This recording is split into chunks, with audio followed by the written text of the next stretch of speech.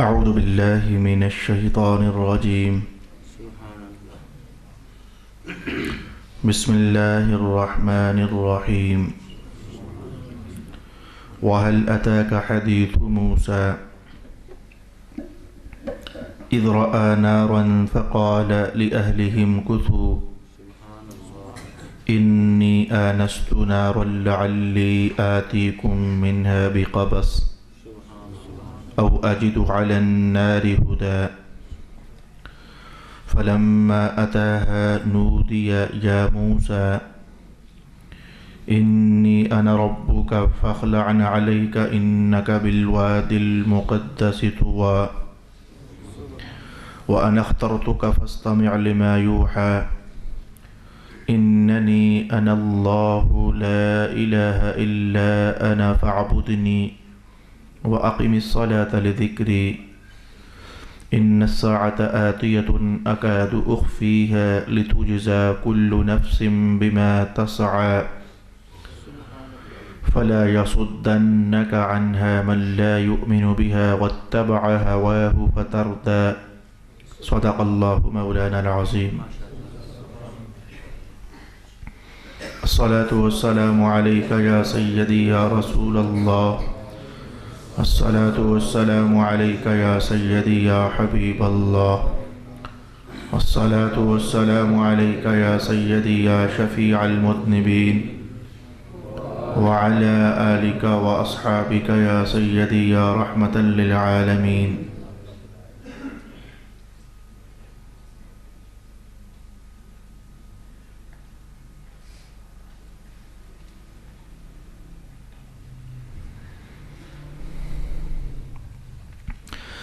کیا آپ کے پاس موسیٰ کی خبر پہنچی ہے؟ جب انہوں نے آگ کو دیکھا تو اپنی بیوی سے کہا ٹھہرو، بے شک میں نے آگ دیکھی ہے، شاید میں اس سے تمہارے پاس کوئی انگارہ لاؤں یا میں آگ سے راستہ کی کوئی نشانی پاؤں۔ جب وہ آگ کے پاس پہنچے تو انہیں پکارا گیا اے موسیٰ، بے شک میں ہی آپ کا رب ہوں، سو آپ اپنے جوتے اتار دیجئے، بے شک آپ مقدس میدان طویٰ میں ہیں اور میں نے آپ کو اپنی رسالت کے لیے چن لیا ہے، پس جو وحی کی جائے اس کو بغور سنیے، بے شک میں ہی اللہ ہوں، میرے سوا کوئی عبادت کا مستحق نہیں ہے، تو آپ میری عبادت کیجئے اور میری یاد کے لیے نماز قائم کیجئے، بے شک قیامت آنے والی ہے جس کو میں مخفی رکھنا چاہتا ہوں تاکہ ہر شخص کو اس کی سعی کا صلہ دیا جائے۔ پس آپ کو قیامت کے ماننے سے کوئی ایسا شخص روک نہ دے جو اس پر ایمان نہ رکھتا ہو اور وہ اپنی خواہش کی پیروی کرتا ہو، وگرنہ آپ ہلاک ہو جاؤ گے۔ صدق اللہ مولانا العظیم۔ اللہ رب العالمین کا فضل ہوا اور کرم شامل حال۔ سورہ طٰہٰ شروع ہوئی تھی تو اس کی آیت نمبر 8 میں اللہ تعالیٰ نے اپنے اسماء کا حوالہ ارشاد کیا تھا۔ اللہ معبود ہے، اس کے سوا کوئی عبادت کا مستحق نہیں ہے، تمام اچھے نام اسی کے ہیں۔ جب سلسلہ بیان کچھ یہاں پہنچا تھا تو اللہ تعالیٰ کی توفیق سے دل میں رغبت ڈال دی گئی کہ اللہ تعالیٰ کے اسماء کے معانی اور مفاہیم اور مطالب کو سیکھا جائے۔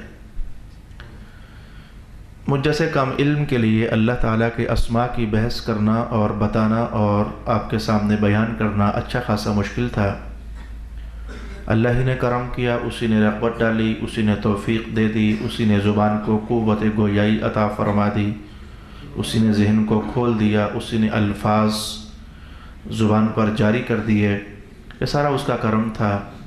تو میں نے اللہ تعالیٰ کے اسماء قدر اس کی دی ہوئی ہمت کے مطابق آپ کے لیے بیان کر دی ہے۔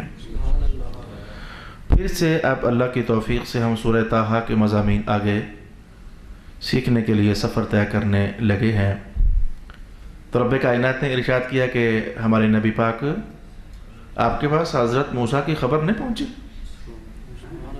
تو ہم بتائیں، ہم آپ کو بتاتے ہیں کہ موسیٰ علیہ السلام کا ماجرا کیا تھا۔ اس کے بعد حضرت موسیٰ علیہ السلام کے کچھ احوال سورہ طٰہٰ میں آئندہ آپ محسوس کرو گے کہ بیان ہو رہے ہیں۔ آج میں آپ کو ایک حکمت جو خود قرآن حکیم نے ارشاد فرمائی ہے بیان کرنا چاہوں گا۔ اللہ تعالیٰ قرآن حکیم میں پہلے نبیوں کا تذکرہ فرماتا ہے، وجہ کیا ہوتی ہے؟ وہ نبی اپنے زمانوں میں تشریف لائے، ابلاغ ہوا، تبلیغ ہوئی، دین سکھایا، کچھ لوگ مسلمان ہوئے، لوگوں نے ستایا، اذیت برداشت کی، صبر ہوا، تو ان کا ماجرا تو ختم ہو گیا، سمٹ گیا۔ لیکن رب کائنات اس کتاب میں رسول اللہ علیہ السلام کے سامنے وہ تصویریں لے کر آتا ہے، کیوں؟ نمبر ایک بات۔ نمبر دو بات، پھر جب نبیوں کا ذکر ہوتا ہے تو لگے ہاتھوں اقوام اور امتوں کا ذکر بھی ہو جاتا ہے۔ اس میں کیا چیز ہے سیکھنے کے لائق؟ ان دونوں باتوں کو مولا کائنات نے ارشاد فرمایا۔ ایک فائدہ ہم امتیوں کے لیے ہے،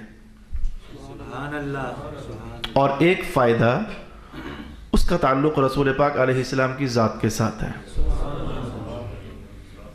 ہم امتیوں کو کیا فائدہ ہوتا ہے جب قرآن حکیم کے اندر پہلے انبیاء کا ذکر چلتا ہے، پہلی اقوام کا ذکر چلتا ہے، جن لوگوں نے انبیاء کی دعوت پر لبیک کہا تو ان کے کچھ احوال بیان ہونے کا ذکر چلتا ہے، تو اس بیان سے ہم امتیوں کو کیا فائدہ ہوتا ہے؟ 5ویں سپارے میں رب کائنات نے ارشاد فرمایا، یرید اللہ لیبین لکم ویہدیکم سنن الذین من قبلکم ویتوب علیکم واللہ علیم حکیم۔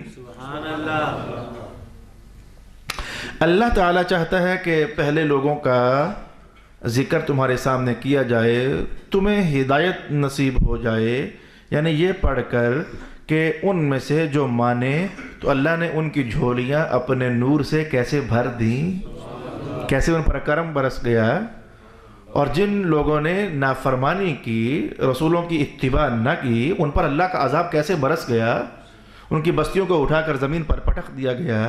تو انسان چونکہ فطری طور پر جس چیز میں اسے فائدہ محسوس ہوتا ہے اس میں رغبت کرنے والا بنایا گیا ہے، جس چیز میں اسے نقصان کا اندیشہ ہوتا ہے اس سے بچنے والا بنایا گیا ہے۔ تو پہلی قوموں کا ذکر ہوتا ہے، انبیاء کرام کا ذکر ہوتا ہے، دو تصویر کے پہلو ہمارے سامنے کر دیے جاتے ہیں۔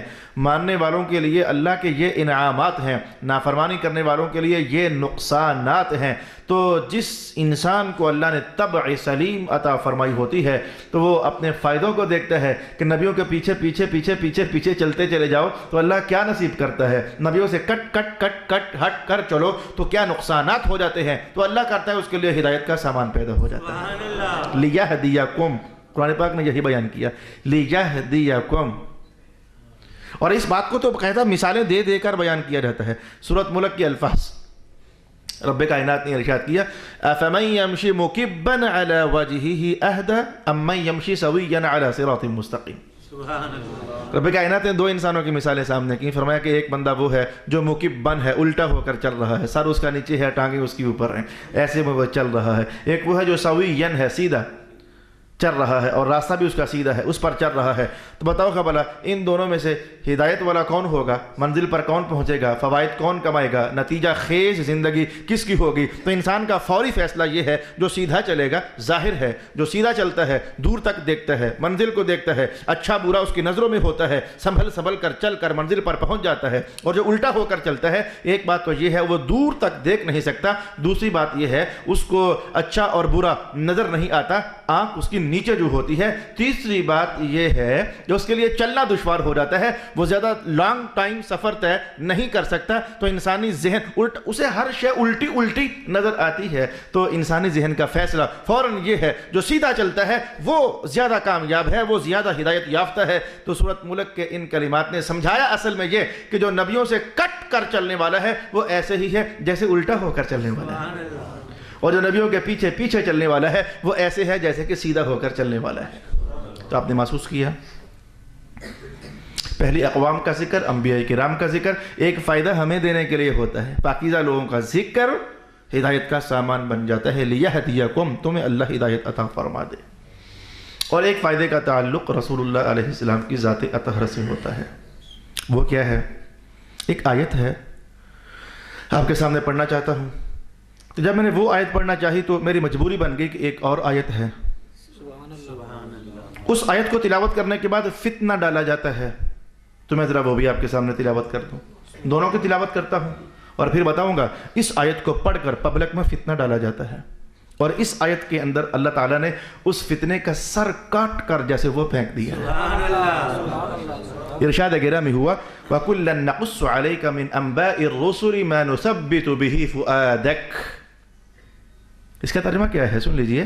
اللہ تعالیٰ نے ارشاد کیا سورہ طٰہٰ میں حضرت موسیٰ کا ذکر چھڑا، میں نے کہا کہ دیکھتے ہیں کہ انبیاء کا ذکر قرآن کیوں کرتا ہے؟ مولا کائنات نے وہ بیان کیا کہ کیوں کرتا ہے۔ ہم انبیاء کا ذکر آپ کے سامنے، سب نبیوں کا ذکر آپ کے سامنے کیا، کلن، سب کا، کلن نقص علیک، ہم نے سب قصے آپ کو بیان کر دیے، من انباء الرسل، نبیوں کی خبریں، کلن، سب کی آپ کو بیان کر دی۔ وجہ کیا تھی؟ لنثبت به فؤادک، مکہ والوں نے چونکہ تنگ تو بہت کیا ہوا تھا، یہ صورت مکی ہے، اور مکی صورتوں کا جہاں انداز کچھ ایسا ہوتا ہے، قیامت کے احوال، توحید کی بات، اور رسالت پر ایمان کی کہانی، مرنے کی باتیں، مرنے کے بعد اللہ اٹھائے گا، کچھ ایسے عنوانات، جہاں مکی صورتوں کا عنوان کچھ ایسا ہوتا ہے تو وہاں اکثر آپ پاؤ گے مکی صورتوں میں رسول پاک علیہ السلام کے لیے تسلی کا سامان بھی اتارا جاتا ہے۔ مکہ والے بہت تنگ کرتے تھے، شرارتیں کرتے تھے، یہ اوجڑی ڈالنا یہ مکہ کا واقعہ ہے، رسول پاک علیہ السلام کی ذات اطہر پر مجنون کہنا یہ مکہ کا عنوان ہے، حضور کو شاعر کہنا یہ مکہ والوں کی داستان ہے، حضور کو جادوگر کہنا یہ مکہ والوں کی بہتان تراشیاں ہیں۔ تو مکہ میں ستانا بہت زیادہ تھا، صحابہ کو اذیتیں دینا یہ مکہ کی داستانیں ہیں، جسم کا دو لخت کر دیا جانا یہ مکہ کی کہانیاں ہیں، حضرت بلال کو تپتے ہوئے ریگستان میں گھسیٹنا یہ مکہ کی داستان ہے۔ جو کہ مکہ میں ظلم و ستم بہت زیادہ، تو رب کائنات پہ صحابہ جب ظلم و ستم سہ کر کے آخرکار ایک ہی تو دیوارہ ہوتا جہاں آ کر بیٹھنا ہوتا، حضور کے سامنے آ جاتے، اور بعض صحابہ کی زبان پر یہ جملہ جاری ہو جاتا ہے، حضور کیا ہمارا دین سچا نہیں ہے؟ کہا سچا تو ہے۔ حضور کیا آپ اللہ کے سچے رسول نہیں ہیں؟ کہا رسول تو سچا ہوں۔ تو پھر حضور یہ کیا ماجرا ہو رہا ہے؟ ہم حق پر ہیں پھر بھی مارے جا رہے ہیں، پھر بھی ستائے جا رہے ہیں، پھر بھی اذیتیں دیے جا رہے ہیں۔ تو ایسے میں اللہ تعالیٰ پھر انبیاء کا ذکر کرتا ہے تاکہ رسول اللہ کے سامنے یہ کہانی چھڑ جائے کہ محبوب پاک اگر آپ کو یہ لوگ ستا رہے ہیں تو جتنے بھی اچھے لوگ انبیاء کی صورت میں پہلے ہوئے ہیں تو قوم نے ان کے ساتھ ایسا ہی کیا ہے۔ آپ کے بھائی موسیٰ کو ستایا گیا، آپ کے بھائی عیسیٰ کو ستایا گیا، آپ کے بھائی ابراہیم کو ستایا گیا، بھائی مینز نبوت میں آپ کے بھائی باقی شیس علیہ السلام کو آزمایا گیا، آپ کے بھائی یوسف علیہ السلام کو آزمایا گیا، یہ سب نبی ان کو ستایا گیا، آزمایا گیا۔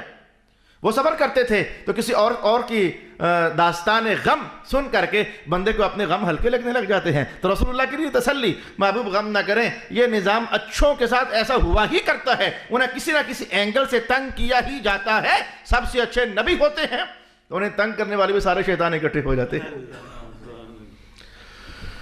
آپ جان گئے کہ وجہ جان گئے کہ نبیوں کا ذکر قرآن حکیم میں کیوں کیا جاتا ہے؟ تاکہ رسول اللہ کا دل مضبوط ہو جائے۔ اتنی تو سمجھ آئی کہ راہ حق پر چلنے والے مسافروں، اگر کبھی تمہیں کہیں سے کسی طرح ستایا جائے تو آج اللہ کی طرف سے آیتیں نہیں اتریں گی کیونکہ ہم لوگ نبی نہیں ہیں، البتہ اللہ کی طرف سے مدد لازماً اترے گی۔ دلوں کو تثبیت، قوت اللہ رب العالمین ضرور عطا فرمائے گا۔ عنوان متن پورا ہوا، جس مقصد کی خاطر یہ آیت میں نے پڑھنی تھی وہ پوری ہوئی۔ اب میں نے کہا جب میں نے یہ آیت پڑھی میری مجبوری بن گئی کہ کچھ اور بھی ہے آپ کے سامنے تھوڑا سا ذرا تلاوت کر دوں تاکہ آج کی نشست میں جو آپ لوگ آئے ہو قرآن حکیم کے دونوں پہلو آپ سیکھ سکو۔ ایک آیت ہے سورہ یوسف میں ہے، بیان کی جاتی ہے، ہم اہل سنت تو بطور تلاوت پڑھتے ہیں، پورے قرآن پاک پر ایمان ہے، لیکن ایک مخصوص طبقہ فکر ہے وہ اس آیت کو پڑھتا ہے اور بیان کرتا ہے۔ آیت پڑھتا ہوں آپ کے لیے، منہم من قصصنا علیک ومنہم من لم نقصص۔ ترجمہ اس کا بیان کرتا ہوں، کچھ نبیوں کی خبریں ہم نے آپ کو دے دی ہیں اور کچھ نبیوں کی خبریں نہیں دی۔ کچھ نبیوں کی خبریں ہم نے آپ کو بتا دی ہیں اور کچھ نبیوں کی نہیں بتائیں۔ آیت بھی پوری ہوئی، ترجمہ بھی پورا ہوا۔ یہ آیت پڑھ کر پبلک کو کیا کانسیپٹ دیا جاتا ہے؟ یہ کانسیپٹ دیا جاتا ہے کہ اہل سنت جو یہ کہتے ہیں کہ نبی پاک کے پاس علم غیب تھا، قرآن حکیم صاف صاف کہہ رہا ہے کہ کچھ نبیوں کا تو انہیں پتہ بھی نہیں تھا۔ جب اللہ نبی پاک کو فرما رہا ہے کہ منہم من قصصنا علیک، کچھ نبیوں کی باتیں ہم نے آپ کو بتا دی ہیں، ومنہم، اور نبیوں میں سے کچھ ایسے بھی ہیں لم نقصص علیک، ہم نے آپ کو نہیں بتایا۔ جب اللہ نے بتایا نہیں تو نبی کے پاس علم آیا کہاں سے؟ اہل سنت غلط کام کرتے ہیں، ان کا نظریہ غلط ہے، قرآن کے خلاف ہے کہ نبی پاک کو سب کچھ پتا تھا، یہ غلط بات ہوئی۔ آپ جب قرآن کا جو حصہ سنو گے اور اس کے بعد پھر یہ تبصرہ سنو گے تو آپ کا دل اندر سے یہی کہے گا واقعی اللہ کا قرآن غلط نہیں کہہ سکتا۔ آپ کا نظریہ اور عقیدہ کچھ ایسا ہی بنے گا، بالکل یہ بات برحق ہے، اللہ نے کہا جو ہے کہ ہم نے بعض نبیوں کی باتیں آپ کو نہیں بتائیں۔ آپ اس پر جم جاؤ گے اور نتیجہ کلام کیا نکلے گا؟ آپ اس عقیدے کے مالک ہو جاؤ گے، آپ کے ایمان میں یہ چیز بھر دی جائے گی کہ آپ کہو کہ نبی پاک کو سب کچھ کا علم نہیں تھا، آپ اس بات پر قائم ہو جاؤ گے۔ ظاہر قرآن کی آیت آپ کے سامنے پڑھی گئی، لیکن میں آپ کو بتاؤں یہ طبقہ کبھی بھی آپ کو یہ آیت جو میں نے ابھی آپ کے سامنے پڑھ کر سنائی نہیں بیان کرے گا، نہیں سنائے گا، مجبوری ہے ان کی۔ وہ ایک نظریے پر صرف جم نہیں گئے بلکہ اڑ گئے۔ ان کی یہ کوشش ہے کہ ثابت کیا جائے کہ رسول اللہ کو سب کچھ کا علم نہیں تھا، ان کی یہ کوشش ہے، ان کا نظریہ ہے، ان کا یہ مذہب ہے۔ وہ کبھی بھی آپ کو ایسی آیات بینات نہیں بتائیں گے جس میں رب کائنات نے کہا محبوب ہم نے سارا علم آپ کو دے دیا ہوا ہے، کبھی نہیں بتائیں گے۔ سبحان اللہ۔ اور کبھی آپ پوچھ کر بھی دیکھ لینا کہ بھائی جو آپ سنا رہے ہو کہ بعض نبیوں کی باتیں ہم نے آپ کو بتا دی ہیں اور بعض نبیوں کی باتیں آپ کو نہیں بتائیں، تو اس کے ہٹ کر بھی قرآن پاک میں کچھ ایسا بھی ہے کہ سب نبیوں کی خبریں ہم نے آپ کو بتائی ہیں؟ ہے کچھ ایسا؟ وہ کہیں گے ٹال مٹول کریں گے، اچھا پوچھیں گے، دیکھیں گے، بھالیں گے، مولانا سے پوچھیں گے، خطیب صاحب سے پوچھیں گے، ہمیں تو کچھ پتہ نہیں ہے، ہم تو کم علم لوگ ہیں، ہم تو سیکھنے والے ہیں، اس طرح کے جملے بول کر بھاگ جائیں گے، غائب ہو جائیں گے، لیکن آپ کو کبھی جواب نہیں دیں گے۔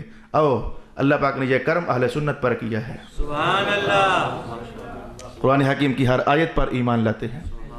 دیکھو ہم ایمان لاتے ہیں، قرآن پاک سچ کہہ رہا ہے کہ ہم نے بعض نبیوں کی خبریں آپ کو بتائی ہیں اور بعض نبیوں کی خبریں آپ کو نہیں بتائیں۔ قرآن پاک سچ کہہ رہا ہے۔ اور جو آیت میں نے آج آپ کے لیے پڑھی ہے وَكُلًّا نَقُصُّ عَلَيْكَ، ہم نے سب نبیوں کی خبریں بتائی ہیں، قرآن پاک سچ کہہ رہا ہے۔ سبحان اللہ۔ اس کا نام ہے ایمان۔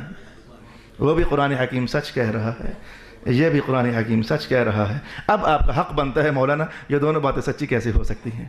ایک بار قرآن کہے کہ بعض نبیوں کی باتیں ہم نے آپ کو بتائی ہیں، بعض کی نہیں بتائیں، اور ایک بار کہے کہ نہیں سب کی بتا دی ہیں، یہ دونوں باتیں سچی کیسی ہو سکتی ہیں؟ یہ بالکل ایسے سچی ہو سکتی ہیں۔ دھیان رکھیے، میرا چھوٹا بیٹا یا آپ کے چھوٹے بیٹے اسکول پڑھ رہے ہیں، علم حاصل کر رہے ہیں، سارا علم ایک دم سے آپ وہ نہیں سیکھ سکتے۔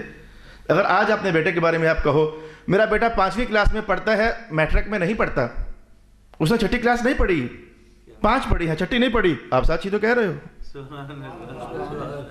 وقت گزرا آگے، 6ٹھی بھی پڑھ گیا، 7ویں پڑھ گیا، 8ویں پڑھ گیا، میٹرک کر گیا، تو آپ نے کہا اس نے 10 کی 10 ہی پڑھ لی ہیں، سچ تو کہہ رہے ہو۔ کچھ ایسا ماجرا سمجھیے۔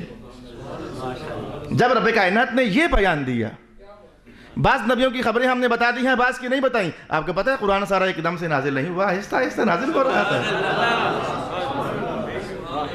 تو قرآن سچ ہی تو کہہ رہا تھا کہ محبوب 2 سپارے ہو گئے ہیں، جتنے نبیوں کی باتیں آ گئی ہیں، باقی آئندہ آئیں گی۔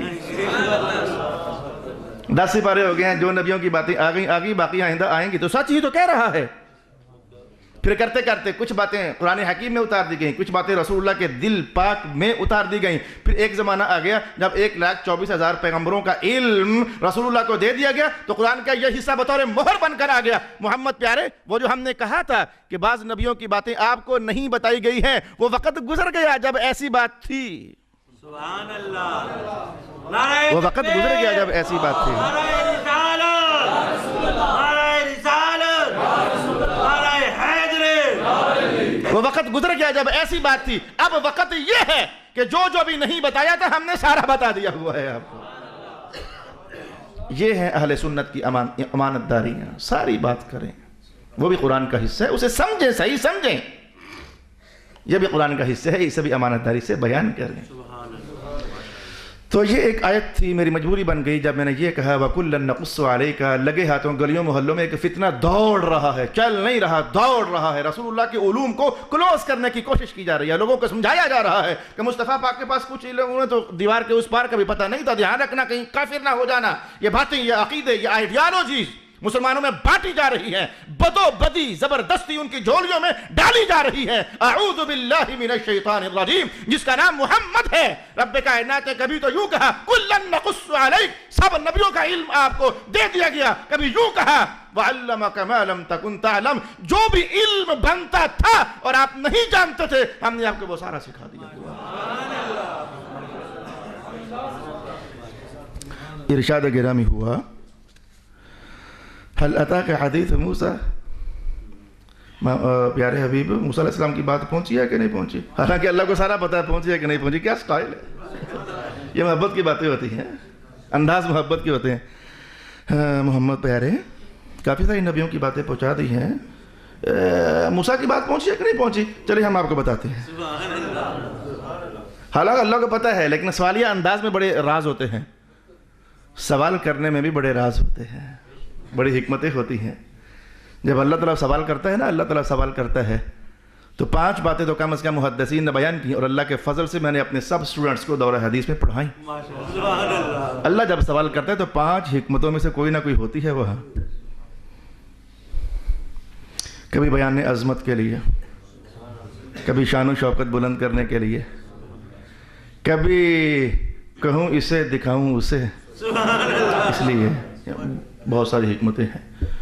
اللہ کا کلام ہے تو ہم غریبوں کو جتنی سمجھائیں اتنی ہی ہیں، ایسا نہیں ہے، ہم پر راز اتنا کھلا، باقی اللہ کے تمام معاملات غیر متناہی ہیں۔ حل اتاک حدیث موسیٰ، آپ کے پاس موسیٰ علیہ السلام کی بات پہنچی ہے؟ حالانکہ پہلے سے بارے میں بات آ چکی ہے، آج 16واں سپارہ ہے، تو کیا بات پہنچی نہیں ہوگی؟ کسی حکمت کی خاطر سوال کیا جا رہا ہے۔ اے میرے اللہ پھر بتا تو کیا بات ہے جو آج بتانا چاہتا ہے؟ ارشاد گرامی ہوا اذ رأى نارا، موسیٰ علیہ السلام نے آگ دیکھی، فقال لأہلہ، اپنی زوجہ سے فرمانے لگے امکثوا، ذرا رکیے گا۔ یار اس سے پہلے دورہ حدیث پڑھتے ہوئے اور پڑھاتے ہوئے ایک دلیل آپ کو بتائی تھی، آپ کو، یعنی میں نے آپ کو یہ بتائی تھی کہ بھئی ہم نے دورہ حدیث پڑھتے ہوئے اپنے استاد محترم حضرت علامہ سید ریاض حسین شاہ سے ایک بات سیکھی تھی۔ اللہ کا کرنا ایسا ہوا کہ اب سے 1 منٹ پہلے تک بھی وہ بات میرے ذہن میں نہیں آئی تھی، اچانک جب توجہ ادھر ہوئی، اللہ ہی نے توجہ ادھر کی تو مجھے وہ بات یاد آ گئی۔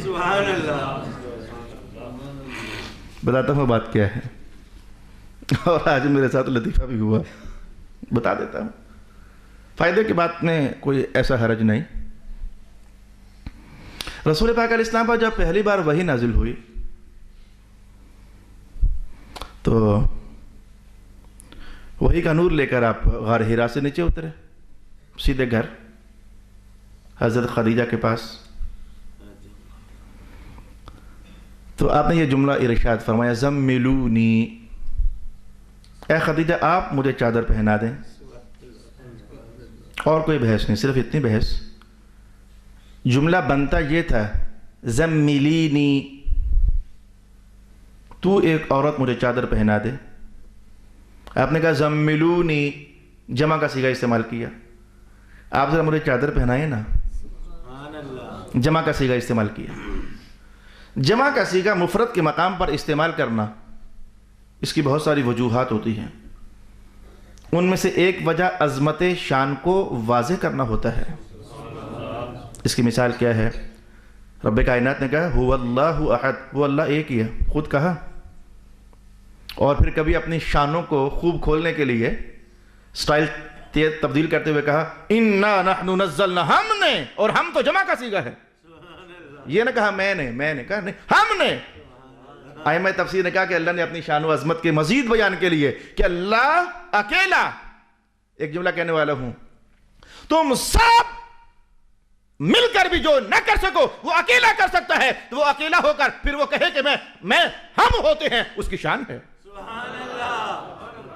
تو جمع کا صیغہ مفرد کے مقام پر استعمال کرنا بیان تعظیم کے لیے، بیان عظمت کے لیے، بیان شان کے لیے، بات فوراً سمجھ آ گئی.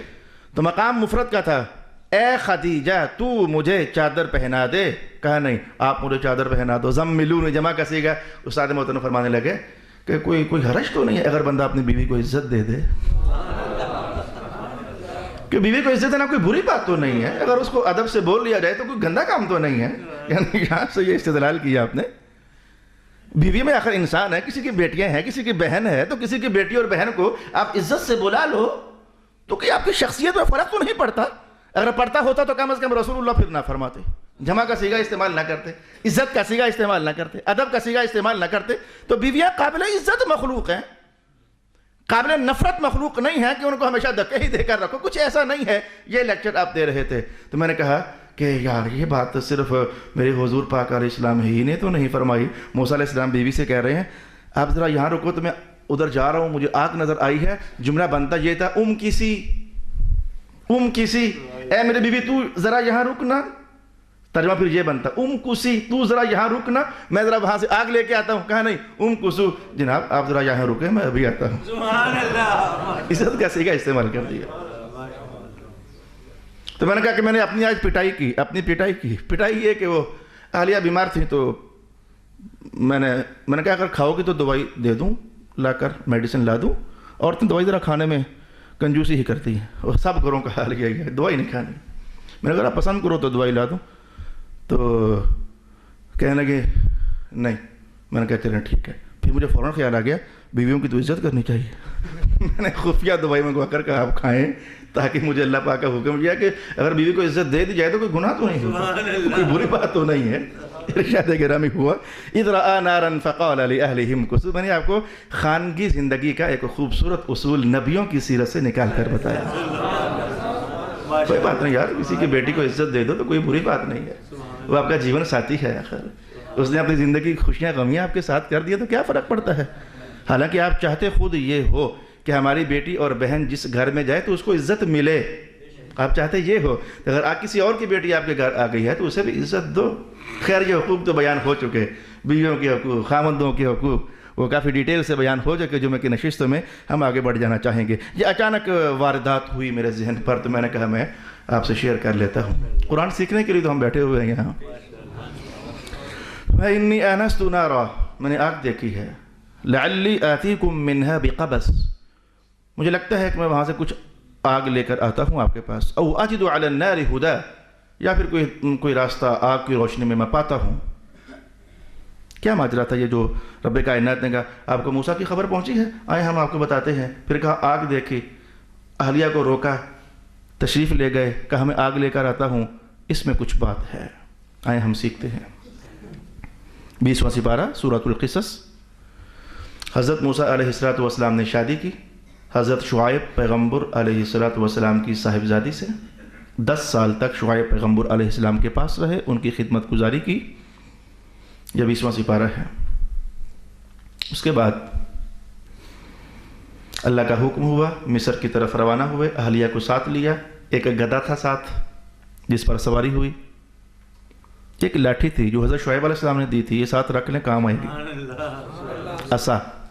ایک چکماک تھا جس کا دور حاضر میں ترجمہ ماچس کہا جا سکتا ہے. اس دور میں ماچس ہوتی نہیں تھی، ایک پتھر ہوتا تھا تو اس کے 2 پیسوں کو آپس میں رگڑتے تو چنگاریاں پیدا ہوتی تھی، اسے چکماک کہا جاتا ہے. وہ پتھر بھی آپ کے ساتھ تھا. آگ بڑی ایک بنیادی سی ضرورت ہے. 2 چیزیں اتنی بنیادی ضرورت ہیں کہ رسول اللہ علیہ السلام فرمایا کرتے تھے کہ یہ دونوں چیزیں کسی سے بھی روکا نہ کرو، کوئی بھی مانگے تو دے دیا کرو. ایک آپ نے فرمایا پانی، روکا نہ کرو. یہ کربلا والے کوفیوں کو پتہ نہیں کس سے یہ علم ملا کہ پانی تو کسی دشمن سے بھی نہیں روکنا چاہیے. انہوں نے نواسۂ رسول سے پانی روک دیا. حضور فرمایا کرتے تھے پانی نہ روکو. اور دوسرا فرمایا کرتے تھے کسی سے آگ نہ روکو. تمہاری آگ کا جو ایک شعلہ ہے، کسی کا چولہا جلے گا تو ان کے سب ٹبر کا کھانا تیار ہو جائے گا. یہ 2 چیزیں حضور منع کیا کرتے تھے، روکو مت. یہ وہی حضور کی حدیث تھی جس کا فیضان میں نے کچھ زمانہ پہلے تک دیہاتوں میں، لاہور کے پنجاب کے دیہاتوں میں دیکھا کہ بعض اوقات لوگوں کے گھر میں ماچس نہ ہوتی تو ساتھ والے گھر سے وہ جلا ہوا آپلا پیس لا کر کے تو اپنے چولہے میں آگ جلایا کرتے تھے. میں کیونکہ دیہاتی آدمی ہوں نا، مجھے یہ منظر یاد ہے خوب. اور ساتھ والے پھر روکا نہیں کرتے تھے، وہ آپلا تھاپی وہ دے ہی دیا کرتے تھے. تو آگ دینا یہ کیا ماجرا تھا؟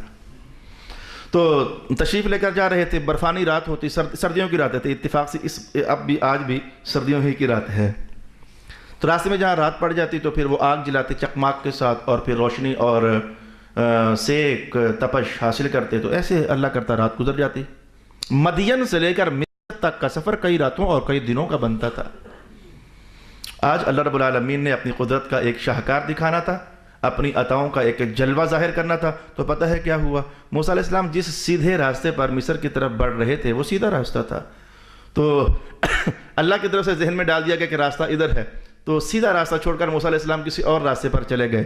میں نے کچھ ایسا کہا، یعنی میں یہ کہتے ہوئے جھجکا کہ موسیٰ علیہ السلام راستہ بھول گئے. میں یہ کہتے ہوئے جھجکا کہ موسیٰ علیہ السلام راستہ بھول گئے. میں نے کہا اللہ کی طرف سے بات دل میں ڈال دی کہ یہ راستہ ہے تو وہ ادھر چل پڑے. تو یہ وہ راستہ نہیں تھا جو کہ منزل کی طرف جانے والا تھا. اصل میں اللہ تعالیٰ جب کسی پر کوئی عطا کرنا چاہتا ہے، اس عطا والی منزل تک پہنچنے والے راستے پر بھی خود ہی اللہ چلاتا ہے. سبحان اللہ. بندے کو نہیں پتا ہوتا کہ ادھر کیا ہے، لیکن ادھر اس کی منزل ہوتی ہے. وہ اللہ خود ہی اس کے لیے اسباب پیدا کر دیتا ہے. چل پڑے. ایک اور سبب اللہ نے کیا پیدا کیا؟ آج جب شام ڈھلی، سردی نے اپنا زور دکھایا، تو اپنا چکماک پتھر رگڑا. روزانہ آگ نکلتی تھی لیکن آج نہیں نکل رہی تھی. وہ چکماک درجے میں جیسے کہ زیرو ہو گیا، ماچس گلی ہو گئی جیسے یہ چیز ہے. آگ نہیں نکل رہی. تو تھوڑی دیر کے لیے وہ بشری تقاضوں کے مطابق ٹھنڈ زیادہ ہے، آگ نظر نہیں آ رہی، نکل نہیں رہی، کیا کریں؟ ایسے میں اللہ رب العالمین نے وہ شاید ظاہر کر دی کہ آج آگ کیوں نہیں جل رہی، ظاہر کر دی.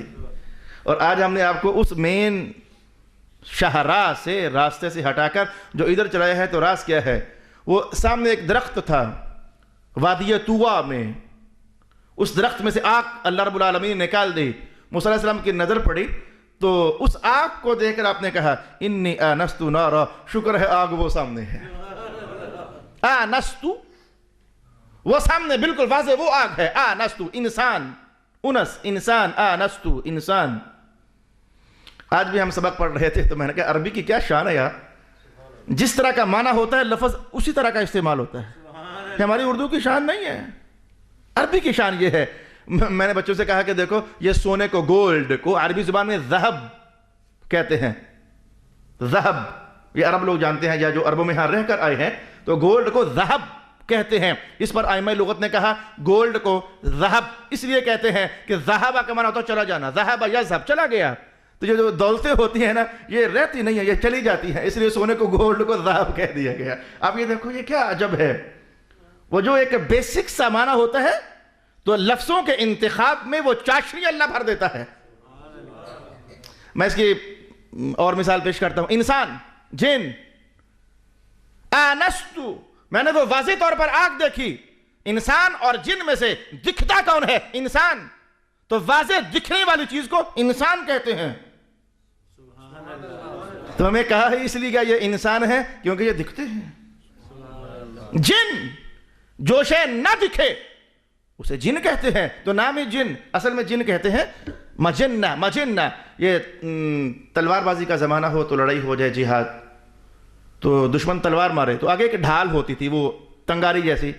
میں نے تنگاری آپ کا لفظ بولا، تنگاری جیسی. ہم کہتے ہیں تاویہ، تاویہ جیسی وہ گول سی ڈھال ہوتی، وہ آگے کرتے تھے کہ تاکہ تلوار اس پر لگے. اصل میں اسے مجنہ کہا جاتا ہے. جو جب بندے کے سامنے ہے تو بندہ کافی طرح چھپ جاتا ہے. مجنہ، تو وہاں سے لفظ بنا. میں آپ کو بتاؤں، جنین، بایولوجی پڑھنے والے، جنین وہ جو ماں کے پیٹ میں بچہ ہوتا ہے اسے کہتے ہیں جنین. بھائی اس لیے کہ وہ نظر نہیں آتا، چھپا ہوا ہوتا ہے. تو جن، اسے بھی اسی لیے جن کہتے ہیں، وہ نظر نہیں آتا، چھپا ہوا ہوتا ہے. ویسے پرسوں رات خواب میں میں نے دو جن بھائیوں سے میری ملاقات ہوئی اور میں ایسا پاگل دونوں کو خواب میں کہہ رہا ہوں میرے پاس داخل ہو جاؤ، تمہیں درس نظامی پڑھاتا ہوں. اللہ اکبر. اور 20-25 منٹ میری ان سے بحث ہوتی رہی اور ایک بھائی نے کہا اچھا میں تو پڑھ لیتا ہوں، دوسرا کہتا ہے میں نہیں پڑھتا. یہ جن خوابوں میں دونوں بھائی انسانی شکلیں میرے سامنے، اور مجھے ان کی ماں کہتے ہیں لے جا ان کو. میں نے کہا یہ بھی کیا عجیب خواب دیکھی ہے میں نے. تو جنات نہ نظر آنے والی شے، پوشیدہ شے، انسان نظر آنے والی شے، یہ ایک معنی ہے۔ رب کائنات نے کہا انی آنست نارا، موسیٰ اپنے گھر والوں سے کہہ رہے تھے میں وہ سامنے آگ دیکھ رہا ہوں، آتیکم منہا، میں لے کے آتا ہوں آپ کے پاس، آپ رکیے یہاں تشریف لائیے۔ میں آپ کی توجہ لے جانا چاہوں گا دوستو، جن دنوں میں حقوق عباد بیان کر رہا تھا، حقوق العباد بیان کر رہا تھا، تو میں نے خاوندوں کے نام ایک بات کہی تھی کہ گھر کے وہ سارے سودے سلف جو لانے ہوتے ہیں یہ تمہاری ذمہ داری ہے۔ بیویوں کو بھجوا دیتے ہو، دال لے کے آ، چاول لے کے آ، بوتل لے کے آ، گھر میں سٹاک رکھو اپنا کہ بیویوں کو باہر نہ جانا پڑے۔ تب تو میں نے آپ کو بطور دلیل حدیث بتائی تھی، آج قرآن بتانے لگا ہوں۔ سبحان اللہ۔ آگ ضرورت تھی، چکماق کام نہیں کر رہا تھا، آگ نظر آئی، موسیٰ علیہ السلام نے یہ نہ کہا کہ بیگم ذرا جا کر آگ لے کر آؤ نا، کہا آپ بیٹھیے میں لے کر آتا ہوں۔ سبحان اللہ۔ گھر کے کام جو مردوں نے کرنے ہوتے ہیں مردوں کو حیا رکھنی چاہیے، خود کام کیا کرے۔ کتنے خاندان میں نے ایسے دیکھے، بوتل لینے کے لیے بیگم جا رہی ہے، چائے لینے کے لیے بیگم جا رہی ہے، پتی ختم ہوگی تو چینی ختم ہوگی تو بیگم جا رہی ہے۔ خدا کے بندو قرآن کس لیے پڑھتے ہو، کس لیے سیکھتے ہو؟ اگر عمل نہیں کرنا تو یہ کس لیے پڑھتے ہو؟ میں یہ نہیں کہتا اگر عمل نہیں کرنا تو پھر چھوڑ دو، میں پاگل نہیں ہوں، میں یوں نہیں کہتا، میں یوں کہوں گا اگر پڑھتے ہو تو عمل بھی تو کرو نا، میں یوں کہوں گا، میں کیوں اپنے گاہ خراب کروں؟ میں کہوں گا اگر پڑھتے ہو تو یار عمل بھی تو اپنے وجود میں لاؤ نا۔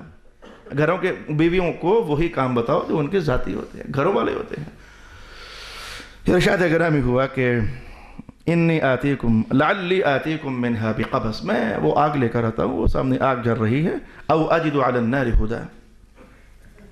اب جو بات کہنے والا ہوں شاید اس کا پبلک سے تعلق نہ ہو، لیکن علماء اس سے محظوظ ہو سکتے ہیں، اہل علم محظوظ ہو سکتے ہیں۔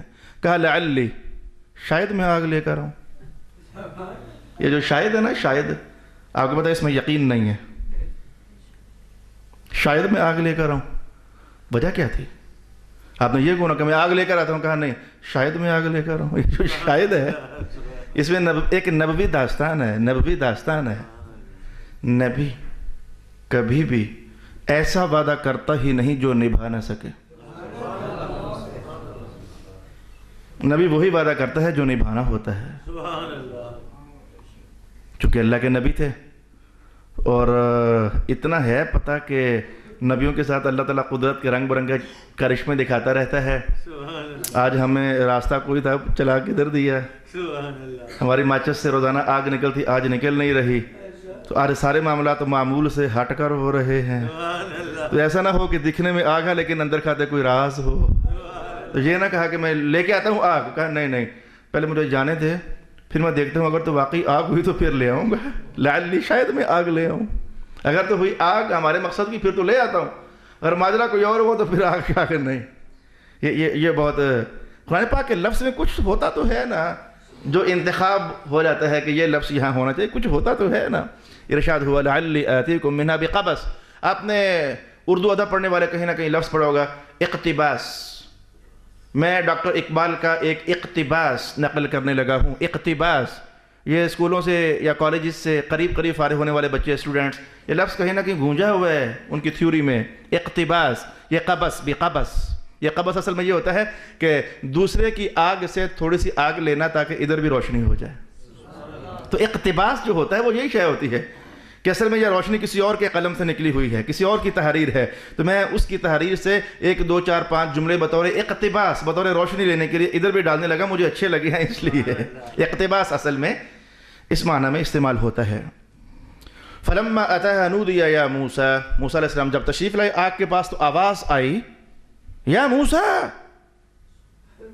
یا موسیٰ۔ آپ نے برجستہ کہا لبیک، سبحان اللہ۔ آگے سے کوئی اور آواز نہ آئی، آپ نے پھر کہا لبیک۔ ابھی تک آپ کو یہ بھی نہ پتا چلا کہ آواز دینے والا کون ہے۔ آپ نے کہا میں نے جواب دیا ہے، آپ کون ہیں، کہاں ہیں؟ جواب آیا کہ آپ کے اوپر بھی، آپ کے ساتھ بھی، آپ کے قریب بھی۔ سبحان اللہ، سبحان اللہ۔ آپ کے اوپر بھی، آپ کے پاس بھی، آپ کے قریب بھی۔ فوراً مزید سنبھل گئے، ایسی شان تو اللہ کی ہے، سبحان اللہ، ایسی شان تو اللہ کی ہے۔ ساتھ ہی آواز آ گئی انی انا ربک، ہم تیرے رب بول رہے ہیں، انی انا ربک، ہم آپ کے رب بول رہے ہیں۔ وقت کے ایک ایسے نازک موڑ پر پہنچا ہوں کہ ایک باریک ترین بحث ہے. آپ چونکہ کافی دیر سے میرے ساتھ چل رہے ہو، اگر میں آج ہی کہہ دوں گا تو تعلق جڑا ہوا ہے تو سمجھ آ جائے گی. اگر میں نے اگلے جمعرات تک اسے شفٹ کرنا چاہا تو مشکل بن سکتی ہے. تو آپ کیا رائے دیتے ہیں کہ ہم وہ ایک ہی بحث سیکھیں گے؟ 3 ابحاث ہے لیکن ایک جو ہے وہ فوری طور پر سیکھنا ضروری ہے، تو میرا خیال ہے سیکھ لینی چاہیے. صلی اللہ علیہ حبیبہ محمد وآلہ وسلم. موسیٰ علیہ السلام کو آواز آئی کہ موسیٰ، آواز آئی تو آپ نے جب پوچھا تو کہا ہم رب ہیں. بحث یہ ہے، علم العقائد میں بحث یہ ہے، اور اللہ کا کرنا ایسا ہوا کہ آج شرح عقائد کے اندر ہم یہی بحث پڑھ کر آئے ہیں. کلاس روم میں شرح عقائد کے اندر ہمارے اسٹوڈنٹس کا یہی سبق تھا. اللہ کی طرف سے کیا موافقت اور میچنگ ہو گئی. ادھر سے درس قرآن میں یہ بحث آ گئی اور ادھر سے ہمارا کلاس روم کا اندر انٹرنلی سبق بھی یہی تھا. باریک بحث ہے، توجہ کیجیے گا. حاضر. آواز آئی اے موسیٰ ہم رب ہیں. آواز آئی. کس کی آواز آئی؟ کیا یہ آواز اللہ کی تھی یا یہ آواز تھی ہی نہیں؟ یہ کیا چیز تھی؟ پہلے میں آپ کو علم العقائد کا مسئلہ بیان کرتا ہوں. ابو الحسن اشعری ارشاد فرماتے ہیں، بلکہ اس سے بھی پہلے میں کوشش کرتا ہوں کہ نچلے درجے سے آ کر بات شروع کروں. مجھے پتہ ہے کہ اس وقت آپ سب کے دل میں یہ بات چل رہی ہے کہ میں کیا کہنے والا ہوں. آپ سب کے دل میں یہ بات چل رہی ہے. یہ جو آپ کے دل میں بات چل رہی ہے اسے کہتے ہیں کلام نفسی. یعنی آپ نے اندر ہی خاموش بات کی ہے کہ اب کیا ہونے والا ہے مولوی صاحب، آپ کیا بیان کریں گے.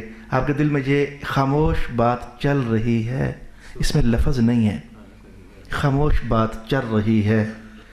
یعنی آپ کے دل میں اس کے بعد یہ بات بھی چل رہی ہے، ہاں واقعی یار ایک بات ہمارے دل میں چل رہی ہے لیکن اس میں آواز نہیں ہے. تو یہ بھی کلام نفسی ہے. کلام جو اندر ہی اندر ہے، کلام ہے اندر ہی اندر پر اس کی آواز نہیں ہے. اس وقت آپ کہہ رہے واقعی یار یہ بھی کلام نفسی ہے. اندر ہی آپ کہہ کر چپ کر گئے اور ابھی آپ کے دل میں یہ بھی چل رہا سبق ختم ہوگا تو ہم گھر جائیں گے. یہ جملہ اپنے اندر ہی اندر بولا ہے، آواز نہیں آئی. اگر میں کہوں گا کہ بتاؤ دل کی بات کیا ہے تو اس کو آپ بیان بھی کر دو گے. وہ کلام لفظی ہے. تو کلام 2 طرح کا ہوا. ایک وہ کلام ہوتا ہے جو اندر چھپا ہوتا ہے، اس میں جملے ہوتے ہیں، معنی ہوتا ہے، اس میں بیان ہوتا ہے، ترکیبیں ہوتی ہیں، سارا کچھ ہوتا ہے لیکن آواز نہیں ہوتی، لہجہ نہیں ہوتا، حرف نہیں ہوتا، لفظ نہیں ہوتا. تو جب ہم اس اندر والے کلام کو بیان کرنا چاہتے ہیں لفظ بھی آ جاتے ہیں، حرف بھی آ جاتے ہیں، کلام بھی آ جاتا ہے، سارا کچھ آ جاتا ہے. تو بات سمجھ آئی؟ زبان جو کلام سامنے لاتی ہے وہ اصل میں اندر کے چھپے ہوئے کلام کا اظہار ہوتا ہے. سبحان اللہ. تو کلام 2 طرح کے ہوئے. ایک کلام وہ ہے جو ہے لیکن آواز نہیں ہے. ایک کلام وہ ہوتا ہے جو ہے لیکن حرف لفظ کچھ نہیں ہے، لہجہ نہیں ہے. اور جب اس کو اظہار میں لانا ہو تو وہی چھپا ہوا خاموش کلام بغیر حرفوں والا، بغیر لفظوں والا، وہ لفظوں کا لباس پہن لیتا ہے. جیسے کسی وقت میں بول رہا ہوں سبحان اللہ. یہ لفظوں کا لباس پہن لیا. تو کلام 2 طرح کا ہوتا ہے. ایک کلام نفسی جو اندر ہی اندر ہوتا ہے اور ایک کلام لفظی جو لفظوں کی صورت میں سامنے آ جاتا ہے. تو یاد رکھنا ایمان کیا ہے؟ اللہ کا جو کلام ہے، قرآن اللہ کا کلام ہے. سبحان اللہ. جو اللہ کا کلام ہے وہ لفظوں کے بغیر ہے. اللہ جب کلام فرماتا ہے تو وہاں کوئی لفظ نہیں ہوتا، کوئی حرف نہیں ہوتا، کوئی آواز نہیں ہوتی، کوئی لہجہ نہیں ہوتا.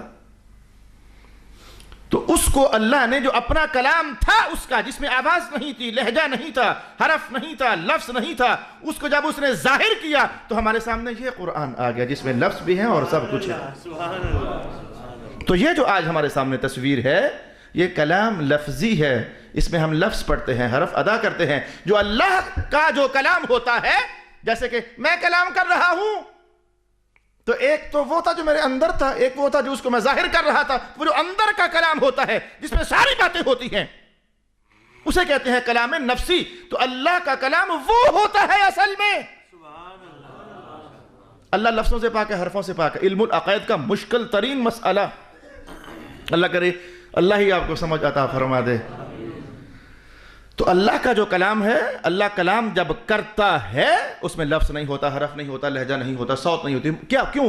کیوں؟ مجبوری ہے۔ ہم جب کلام کرتے ہیں جیسے کہ میں کر رہا ہوں تو ہم مخرج کے محتاج ہیں، ہوا کے محتاج ہیں تو کلام کریں گے، حتیٰ کہ لب سید ہوا کا آنا جانا نہیں ہوگا تو کلام نہیں ہوگا۔ ہم زبان کے ہلنے کے محتاج ہیں، لبوں کے ٹچ ہونے کے محتاج ہیں۔ جہاں لفظ ہوگا وہاں محتاجیاں ہوں گی۔ سبحان اللہ، ماشاءاللہ۔ اللہ جب کلام کرتا ہے تو لفظ نہیں ہوتا، آواز نہیں ہوتی، کیونکہ جہاں لفظ ہوتے ہیں وہاں محتاجیاں ہوتی ہیں۔ زبان کی محتاجی، دانتوں کی محتاجی، لب ہونے کی محتاجی، گلے کے ہونے کی محتاجی، ہوا کے آنے جانے کی محتاجی۔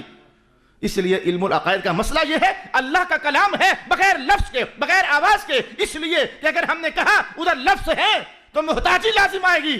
جہاں محتاجی ہو وہاں اللہ نہیں ہوتا، اللہ کبھی محتاج نہیں ہوتا۔ جلدی سے آپ سمجھ گئے؟ تو پھر یہ تو تھا جینون مسئلہ۔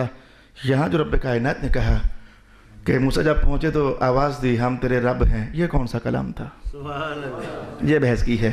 اللہ نے کچھ ایسا دل میں ڈالا کہ میں نے آپ کو ایسا بیان کر دیا اور مجھے لگنے لگ گیا کہ اللہ نے آپ کو سمجھ عطا فرمائی ہے۔ اس پر مفسرین نے 2 قول کیے۔ ایک قول تو یہ تھا کہ اللہ تعالیٰ خود کلام فرما رہا تھا لیکن بغیر آواز کے۔ یہ کیسے ہو سکتا ہے؟ اے اللہ تیرا شکر ہے تو نے موبائل ایجاد کروا دیے، میں نے بہت ساری باتیں ادھر سے ادھر ٹرانسفر کر دی، آواز نہیں آئی۔ یہ بڑی جلدی سمجھ آ گیا ہمیں۔ اب آپ کیا بولو گے؟ انکار کر سکتے ہو؟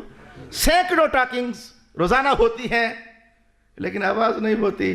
اگر ہم بہت ساری باتوں کا کلام خاموشی سے ٹرانسفر کر سکتے ہیں تو کیا اللہ نہیں کر سکتا؟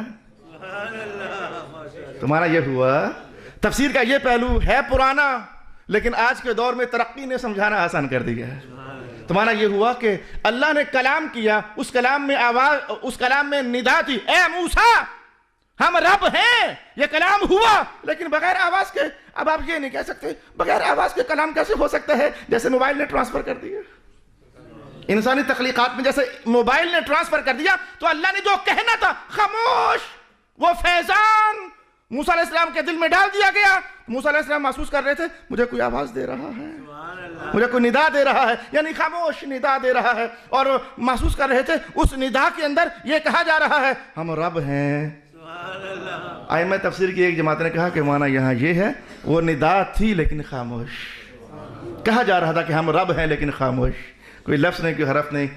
مفسرین کی دوسری جماعت نے کہا کہ نہیں وہاں آواز تھی لیکن ایسا تھا کہ وہ آواز تھی لیکن وہ اللہ کی نہیں تھی۔ یہ انہیں بھی پتا ہے کہ اللہ کی آواز نہیں ہے، یہ مفسرین کی دوسری جماعت بھی جانتی ہے اللہ کی آواز نہیں ہے۔ کہہ رہے تھے بس ایسا ہوا کہ آواز آ رہی تھی لیکن وہ اللہ کی نہیں تھی۔ یار یہ کیسے ہو سکتا ہے؟ یہ دیکھیے، چلیں یہ بھی نہ دیکھیں، یہ دیکھ لیں، آپ کو آواز آئے گی پر وہ میری نہیں ہوگی۔ آئی آواز لیکن یہ آواز میری نہیں تھی۔ تو اگر میں ایسا کر سکتا ہوں کہ آپ کو آواز آئے پر وہ میری نہ ہو تو اللہ بھی ایسا کر سکتا ہے۔